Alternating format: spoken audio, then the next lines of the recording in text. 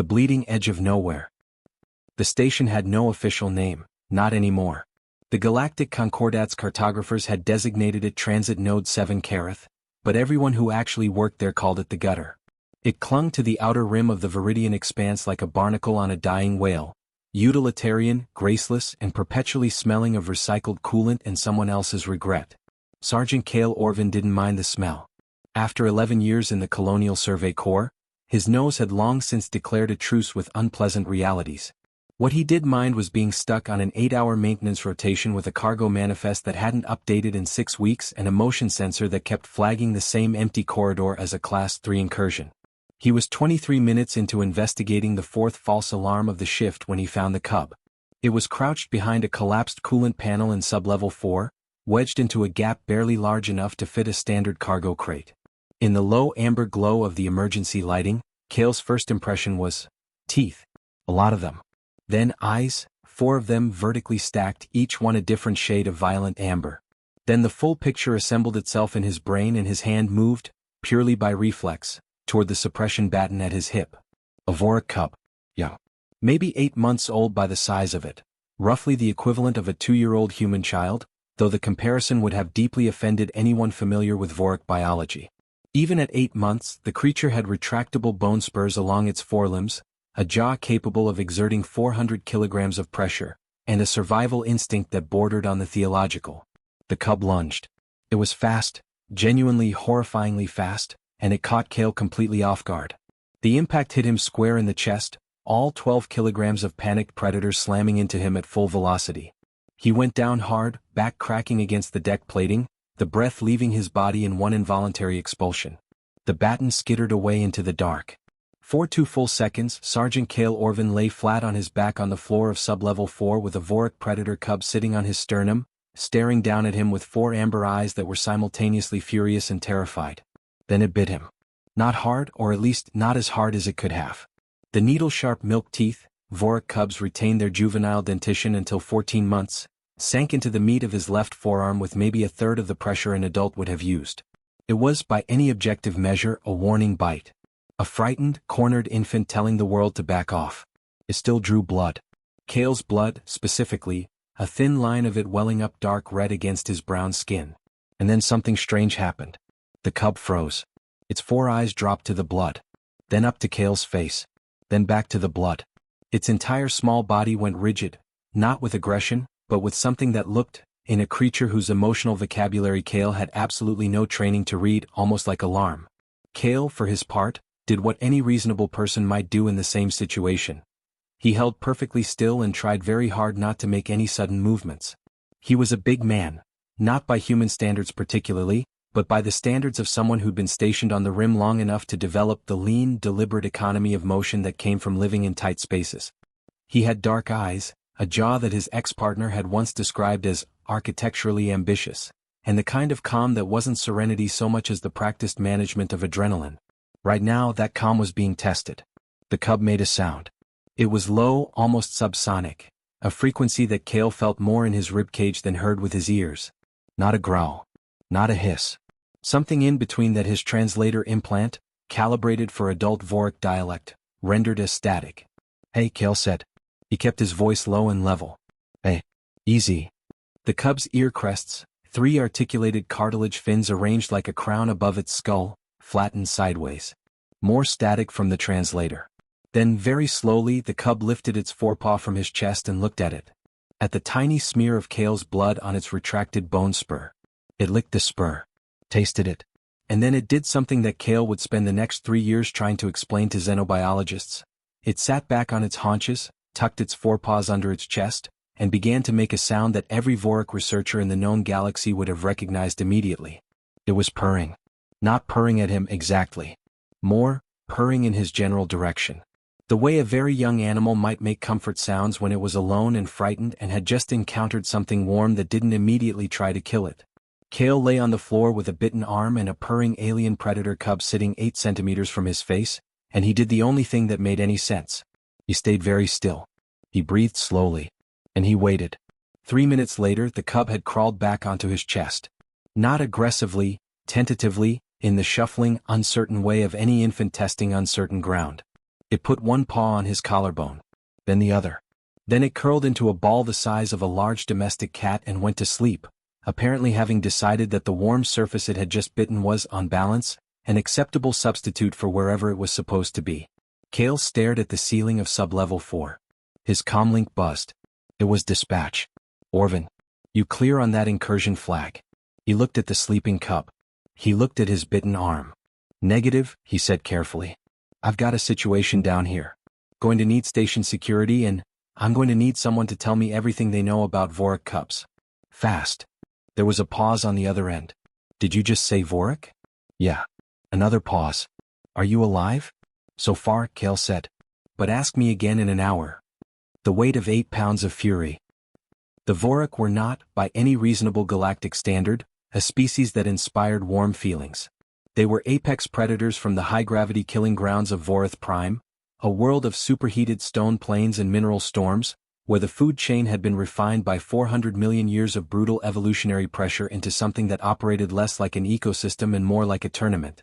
The Vorik had won that tournament so decisively that by the time they developed language, most of the other potential winners were already extinct. They were also, to complicate matters significantly, one of the founding members of the Galactic Concordat, possessed of a political philosophy roughly analogous to a medieval honor code crossed with a legal system that treated personal combat as a valid method of dispute resolution, and deeply, profoundly, culturally baffled by humans. This last point was the subject of extensive academic literature that Cale had never read but was about to become very personally familiar with. Senior Zen Relations Officer Priya Vashtan arrived on Sublevel 4 approximately 19 minutes after Cale's comm call.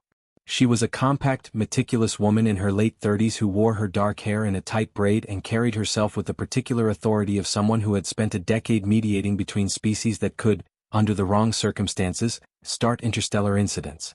She took one look at Cale on the floor, the sleeping cub on his chest, and the dried blood on his forearm, and said nothing for a long moment. "Walk me through it," she said finally. He did. She listened without interrupting, which Cale had learned from experience was actually a sign she was taking things very seriously. Vashtan interrupted constantly when she wasn't worried. When he finished, she crouched down, bringing herself eye level with the cub. It was still asleep. Its ear crests were relaxed, fanned slightly outward, a posture that Vashtan recognized from her training files as indicating deep comfort. She had never, in 12 years of Zen Relations work, seen a Vorik cub in that posture anywhere other than pressed against a parent. "You know what this is?" she asked.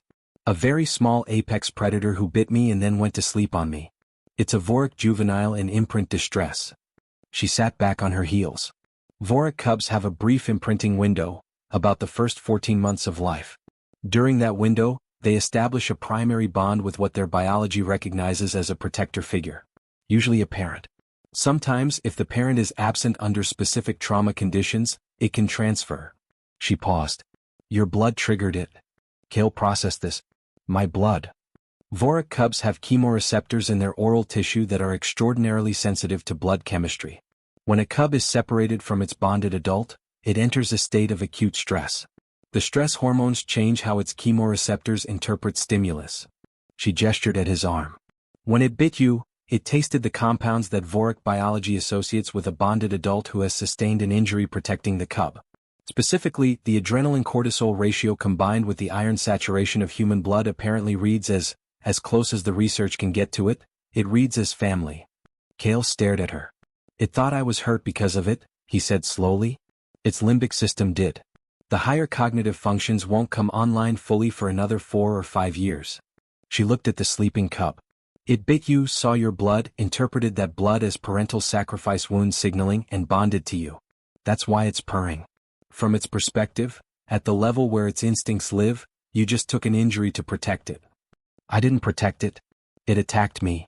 Tell that to 700 million years of evolutionary programming." Vashtan stood up. "We have a much larger problem, Cale." "Larger than this?" "The Vorik delegation." She said it carefully, the way you'd announce a diagnosis. "Ambassador Kravath Sun and her retinue have been on the station for 4 days, ostensibly for trade negotiations. We've been operating under heightened protocol because Vorik delegations always include family units and the cubs are never separated from their parents under any normal circumstances." She looked at the cub. "Someone lost this child and they will be looking for it, and when a Vorik parent is looking for a lost cub, the Concordat's charter actually gives them broad authority to. The sublevel hatch above them opened with a pneumatic hiss. The sound that came through it was not something Kale's translator could render accurately. It was below language. It was, in fact, the sound that every Vorik present in the station, and there were 11 of them, had been making for the past 40 minutes, since they'd discovered that one of Ambassador Sun's cubs had gone missing. It was the sound of a Vorik parent in search mode. It was approximately as alarming as a klaxon and approximately as negotiable as gravity. The ambassador herself came through the hatch. She was enormous, 2 meters and change of structured muscle under smoke-gray hide, with 4 eyes that currently blazed a deep arterial red that Kale's translator helpfully flagged as threat display, high urgency. Her bone spurs were fully extended. Her ear crests were rigid. Behind her came 2 of her retinue, similarly configured. They saw Kale. They saw the blood on his arm. They saw the cub sleeping on his chest. Everything stopped. Ambassador Kravath Sun's translator rendered her first words as, "Human. Explain." The cub chose this moment to wake up. It lifted its head, saw its parent, and then, in a move that Kale would later describe as one of the most baffling moments of his adult life, pressed itself more firmly against his chest. The ambassador's eyes shifted from red to an orange that Kale's translator flagged as uncertainty. Recalibrating.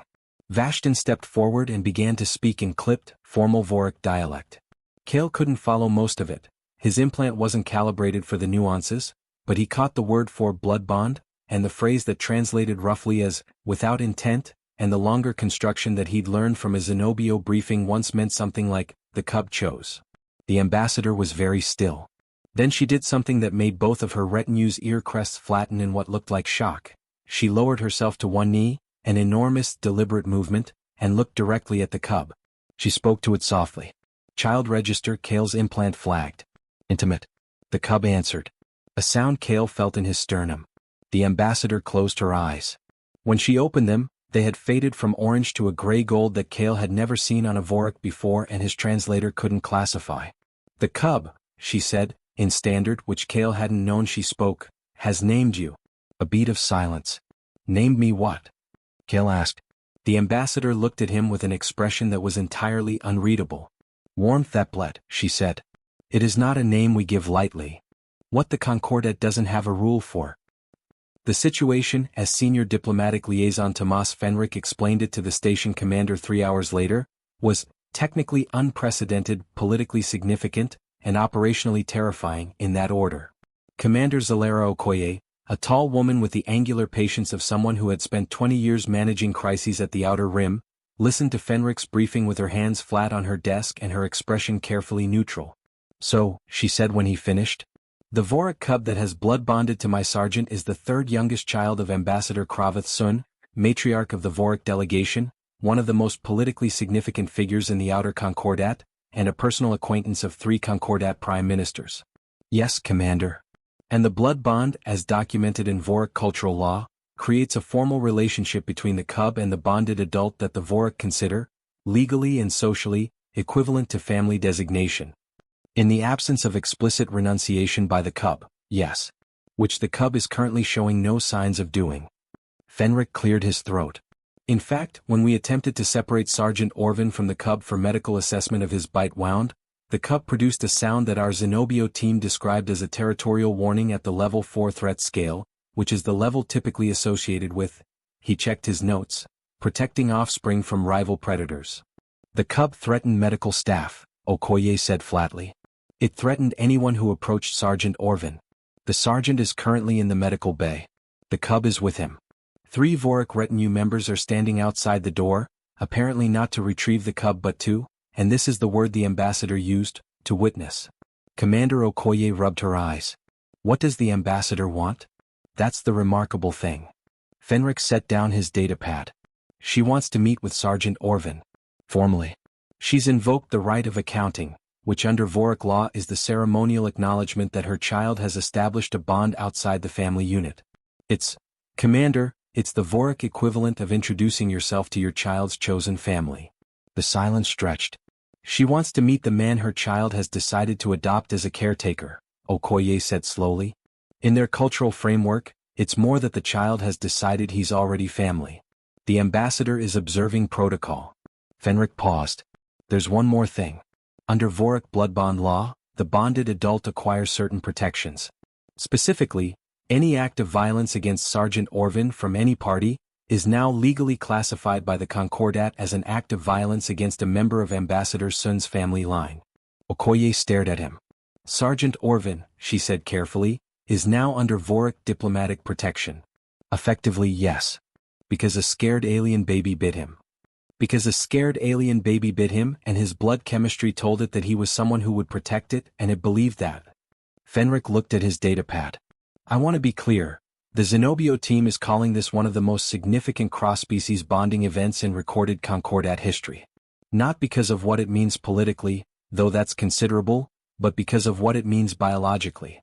Vorik imprinting is extraordinarily species-specific. It has never, in 700 years of Concordat records, occurred across a species boundary before. The cub's biology, at its deepest, most instinctive level, recognized something in Sergeant Orvin that it classified as safe. In Medical Bay 3, Sergeant Cale Orvin was sitting on an exam table while Dr. Nessa Cowrie cleaned and sealed the bite marks on his forearm. The cub was in his lap. It had not left his lap since he'd sat down, and Dr. Cowrie was working around it with the careful, deliberate movements of someone who was very aware that the small creature watching her had bone spurs and opinions. Does it hurt? Dr. Cowrie asked, not about the bite. What? Your arm. The wound. Not much. Cale looked down at the cub. It was watching Dr. Cowrie with what his gut told him was alertness rather than hostility, the way a very young thing watches a stranger who is touching someone it considers its own. How bad is the bite? Clean punctures. You'll have some bruising. The Vorik juvenile dentition isn't designed for sustained pressure bites. It's more of a grip mechanism. She paused. You're going to have some very interesting scars. Great. The cub made a sound. Cale looked at it. It looked back at him with its 4 amber eyes. He thought about what Vashton had said. About blood chemistry and evolutionary programming and the word family being interpreted by 700 million years of instinct. He thought about what it meant that this small, fierce creature, born on a world of fire and killing and brutal survival, had tasted his blood and decided, at the most fundamental level of its being, that he was safe. Hey, he said quietly. You picked a weird person to latch onto. The cub blinked. 2 sets of eyelids staggered, inner first, then outer. Then it put 1 paw on his hand. Not a grip. Not a threat. Just placement. Contact. The thing that very young things do when they're afraid and they've found something that isn't afraid with them. Dr. Cowrie finished her work in silence. When she stepped back, she cleared her throat. There's a Vorik ambassador outside who wants to speak with you. I know. Cale looked at the door. What do you think she wants? I think she wants to look at the person her child chose and decide what she thinks about it. Cowrie picked up her instruments. Given what I know about Vorik culture, that's not a small thing. The choice is the cub's, the law is clear on that. But a Vorik mother meeting her child's chosen bond adult is, from everything I've read, one of the most formal social rituals in their culture. She paused at the door. Try not to look afraid. They read physiological stress markers. And don't bare your teeth unless you're smiling. They can apparently tell the difference, though nobody's quite sure how. She left. Cale looked at the cub. Any advice? He asked. The cub purred. Fantastic, said Cale. The door opened and Ambassador Kravath soon folded herself through it, a process that required a certain economy of motion given her dimensions, and stood in the middle of the medical bay, and looked at him with eyes that had settled to a deep, complex amber that his translator couldn't quite classify. They looked at each other for a long moment. Human Orvin, the ambassador said, in standard that carried the particular weight of someone who had learned the language formally and used it precisely. My child has given you a name in our tongue. So I was told. In our culture, a cub's naming carries weight. She glanced at the cub who had turned to look at her, and something passed between them that Cale couldn't read. The cub's name is Vethkraz. In your language, something like, Little Storm. Little Storm. Cale looked at the creature in his lap. It suits. Something moved in the ambassador's expression, a shift so subtle and so alien that he couldn't be certain it was what he thought it was.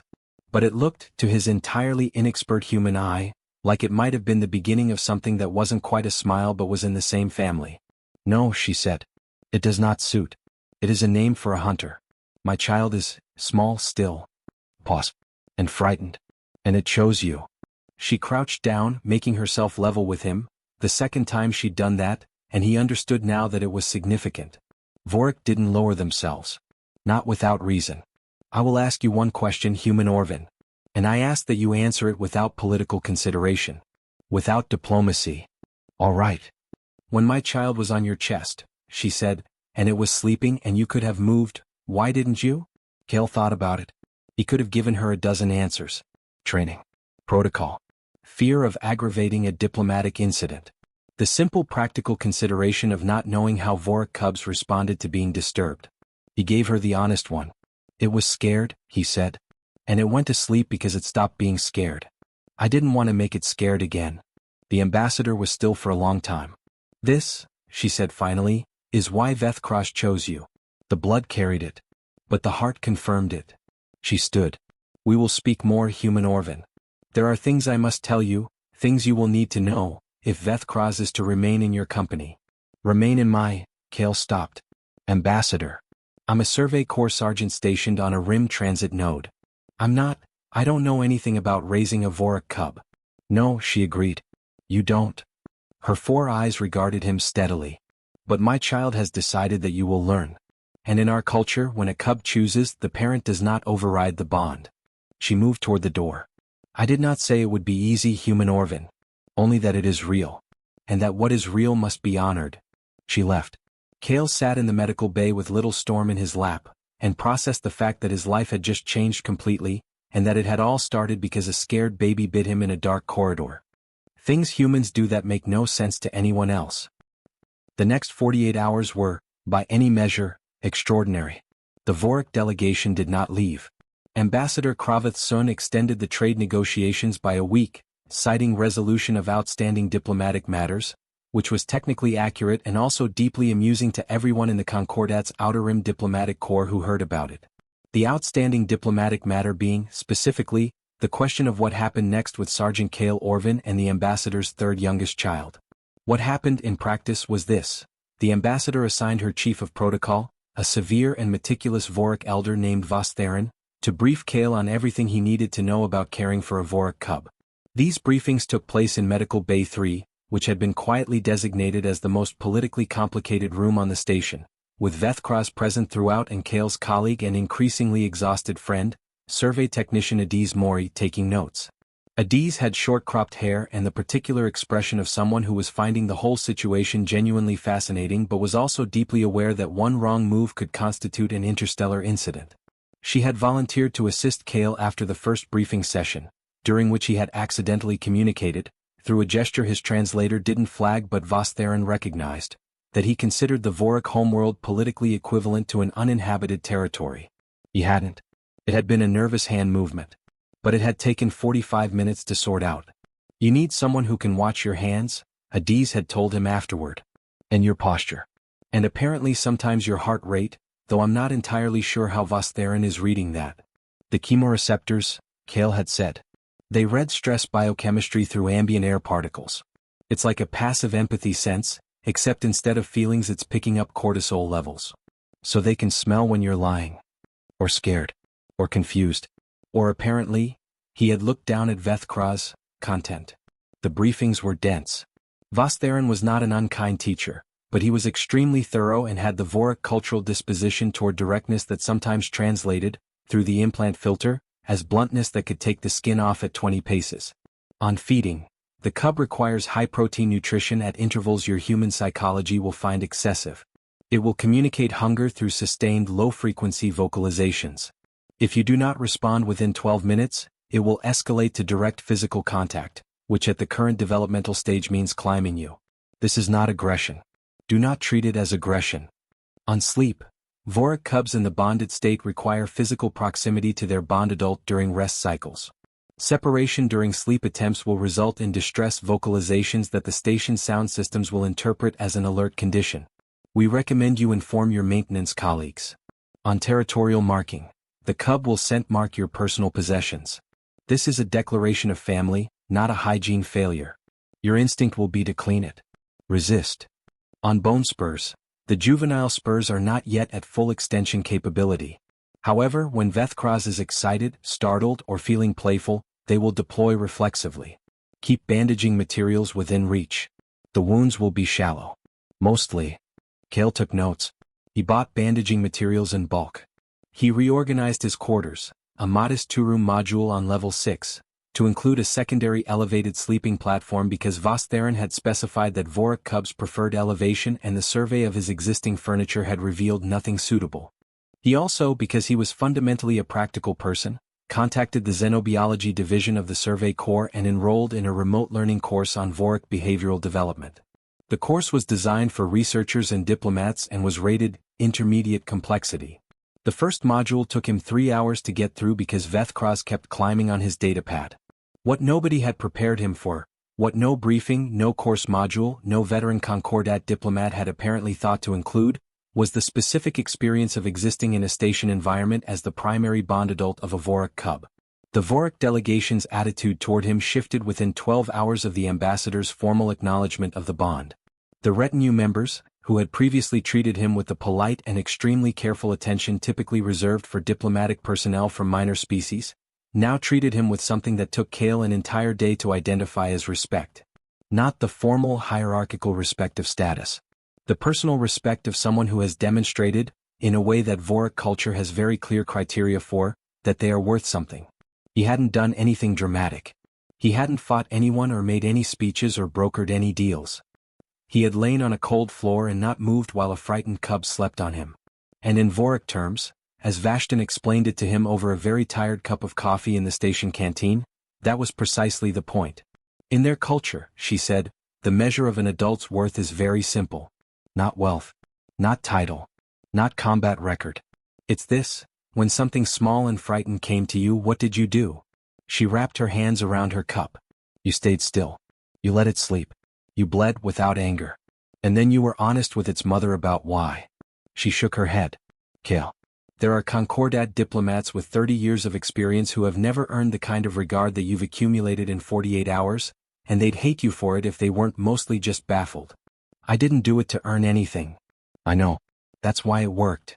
On the third day, something happened that neither the briefings nor the course modules nor any amount of diplomatic preparation had covered.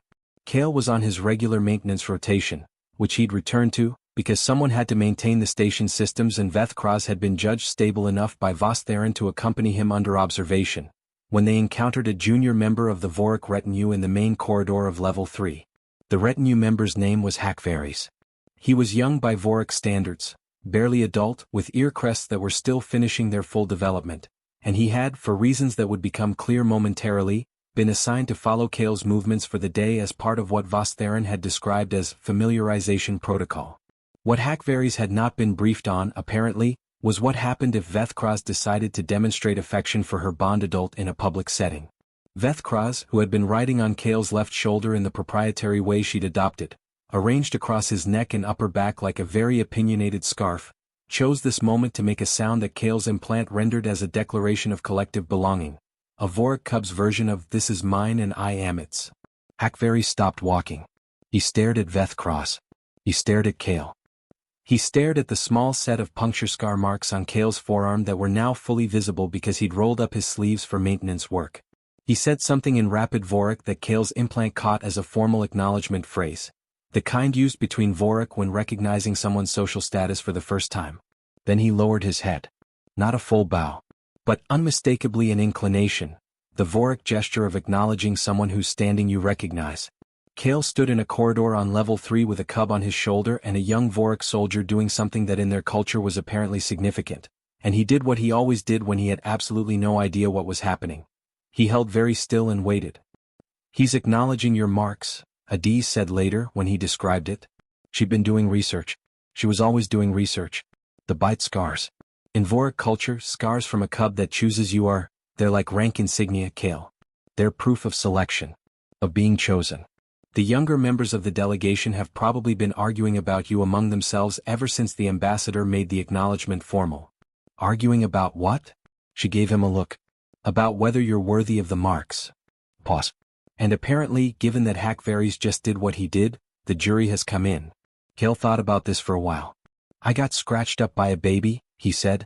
You got chosen by one of the most instinct-driven species in the Concordat, Adiz corrected gently, and you handled it with enough steadiness that their culture has decided you meant it. She smiled. Also, you're teaching her to eat nutrient paste from a spoon, which I understand is already being discussed in at least 2 xenobiology journals. She keeps tipping the spoon over. Yes. And you keep giving her another one. That's the part they're writing about. What happened next shocked everyone. The Vorik trade delegation was scheduled to depart Transit Node 7 Kareth on the 12th day of negotiations. On the 11th day, Ambassador Kravath Sun requested a private meeting with Commander Zalera Okoye, Senior Zen Relations Officer Priya Vashtan, and Sergeant Kale Orvin. The meeting took place in the station's formal conference room, a space that had been hastily reconfigured to accommodate Vorik dimensions and was now dominated by a central table that looked, to Kale's eye, like it had been designed by someone who deeply respected the concept of weight-bearing. The ambassador arrived with Vostherin and, to everyone's careful surprise, alone otherwise. No retinue. No guards. A diplomatic signal that Vashtan, when she saw it, translated for Okoye in a rapid murmur as, "She's treating this as a family conversation, not a diplomatic one." Vethkraz was with Kale, arranged in her customary position across his shoulders. She had grown in 11 days, not dramatically but perceptibly. Her ear crests had begun to show the first signs of full cartilage development. When she scented the ambassador, she made the complex sound that Kale had learned was specifically mother-directed, affectionate and relaxed, the sound of a cub who is happy and wants its parent to know it. The ambassador's eyes softened to a gold that Kale could now identify as deep, private warmth. She took her seat. She looked at Kale for a long moment before she spoke. "I will not begin with diplomacy," she said. "I will begin with truth. What I am about to propose has no formal precedent in Concordat law. It will require innovation from multiple parties and goodwill from all of them. It may be refused. If it is refused, I will accept the refusal. But I am obligated, by Vorik law and by something that I believe is more fundamental than law, to make the proposal." She looked at Commander Okoye and then at Kale. "In our culture," she continued, "when a cub establishes a blood bond outside the family unit, the tradition, the very old tradition from before the Concordat, from before spaceflight, is that the bond adult joins the extended family. Not as a replacement parent. Not as a subordinate. As, the closest your language can get, is an honored guardian. A figure who exists alongside the parents in the life of the cub for as long as the bond holds." The conference room was very quiet. "The bond Vethkraz has formed with human Orvin is permanent," the ambassador said. "It cannot be dissolved, not by me, not by law, not by time. My child will carry this bond for the rest of her life.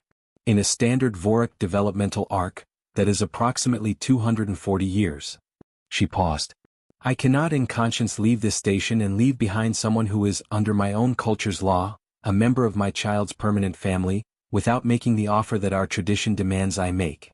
Commander Okoye set down her stylus. "You're asking," she said carefully, "what we would need to do to facilitate an ongoing relationship between Sergeant Orvin and your daughter." "I am asking what it would take," the ambassador said, "for Sergeant Orvin to be assigned to the Vorik diplomatic circuit. Rotating postings.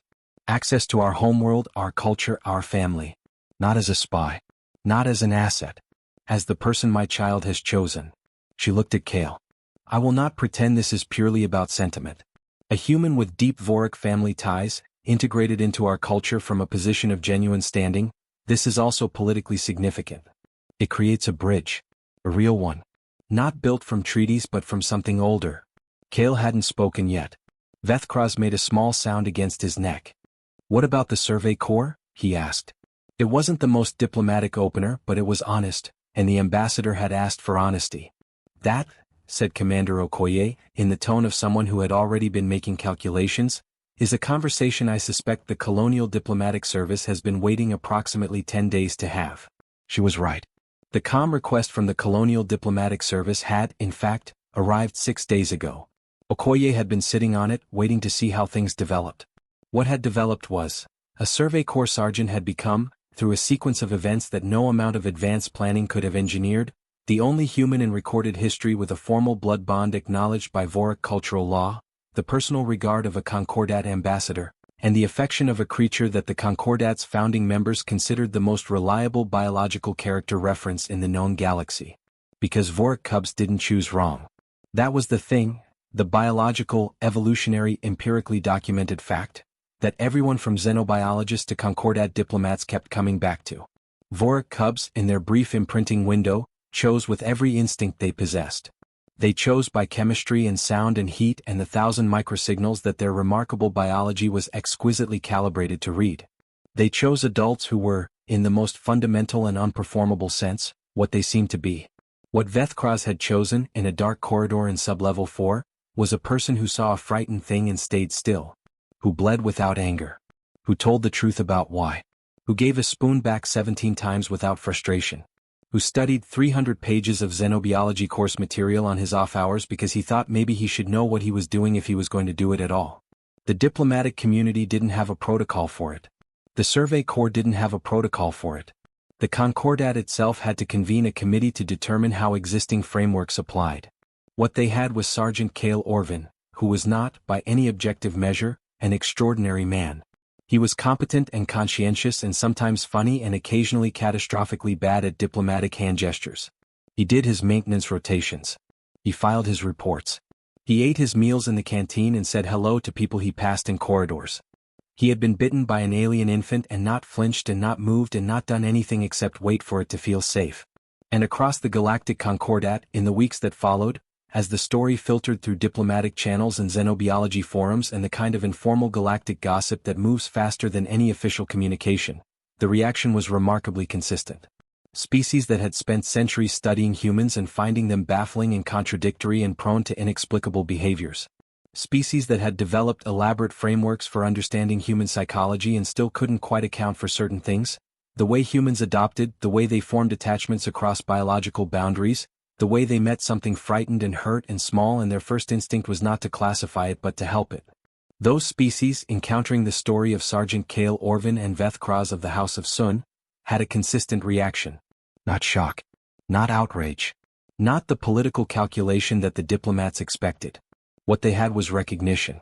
An old Vorik xenophilosopher, writing in the Concordat's most read academic journal 3 months after the events at Transit Node 7 Kareth, put it in terms that got translated into 63 languages and quoted approximately everywhere.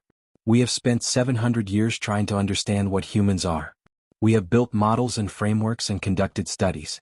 We have categorized and analyzed and still found ourselves uncertain.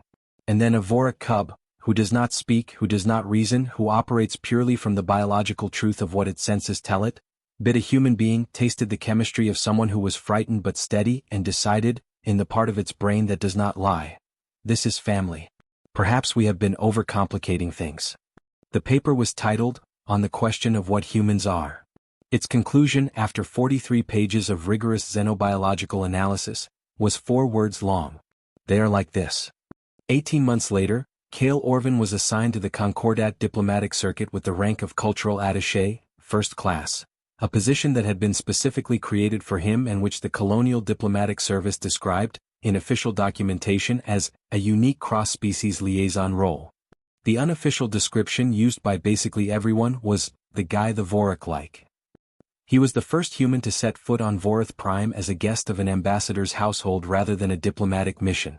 He was the first non-Vorik to attend a naming ceremony, the formal ritual in which Vethkras received her adult designation, a process that involved 3 days of ceremonial recounting of her bond choices, during which Cale's name was spoken in formal Vorik register for approximately 47 minutes.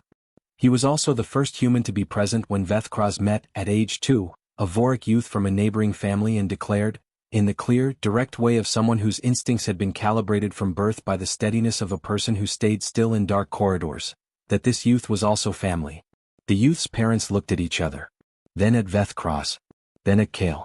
Does this happen a lot? The youth's father asked. More than you'd think, Cale said. He still had the scars on his forearm. He'd stopped thinking of them as scars mostly. They were just part of his arm now, the same way Vethkras was just part of his life. The same way the Vorik homeworld's 2 moons had become just the view outside his window on rotating assignment. The same way the ambassador's formal acknowledgement bow, still given every time they met because Vorik protocol didn't forget what it had recognized, had become just what happened when you walked into a room. Adiz Mori had been transferred to the diplomatic division as his official cultural support officer, which was the job title for someone who watches his hands so he doesn't accidentally insult anyone again. She was very good at the job. She had also published 2 papers in the Concordat's leading xenoanthropology journal, which she found extremely funny given that she had a degree in mechanical engineering. Commander Okoye had gotten a promotion. She claimed it had nothing to do with Cale's situation. Nobody believed her, but it was kind of her to say so. And Sergeant, now attaché, Cale Orvin, who had gone to investigate a false alarm on a routine maintenance rotation and come back changed in ways he was still, 18 months later, mapping the edges of, did what he'd always done. He showed up. He stayed steady. He told the truth when asked for it. He held still when something frightened needed him to. It turned out that was enough. It had, in fact, always been enough. The Vorik cub had simply been the first one with the biological equipment to say so clearly.